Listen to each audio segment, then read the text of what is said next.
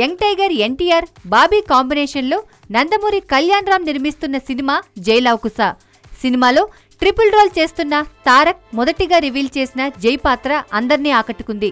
Teaser release అయిన 2 రోజుల్లోనే NTR stamina prove చేస్తూ 1 కోటి వ్యూస్ సొంతం చేసుకుంది. టీజర్తోనే రికార్డులను సృష్టించిన జై లవ్ కుశ ఆ రికార్డుల పరంపరని కొనసాగిస్తుంది. లేటెస్ట్ రికార్డ్ ఏంటంటే ఆంధ్రాలో ఈ సినిమా ఏకంగా 36 కోట్ల భారీ బిజినెస్ చేసిందట. ప్రీ రిలీజ్ బిజినెస్ లో తారక్ తన సత్తా చాటుతున్నాడు.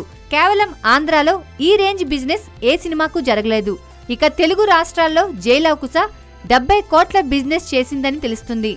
ప్రీ రిలీజ్ బిజినెస్ లో తారక్ సరికొత్త సంచలనాలు సృష్టిస్తున్నాడు.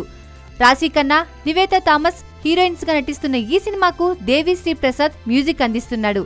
కథా కథనాల్లో కొత్తగా కనిపించడమే కాకుండా ఈ దసరాకు అసలైన మాస్ మసాలా మూవీగా రాబోతోంది జై లవ్ కుశ.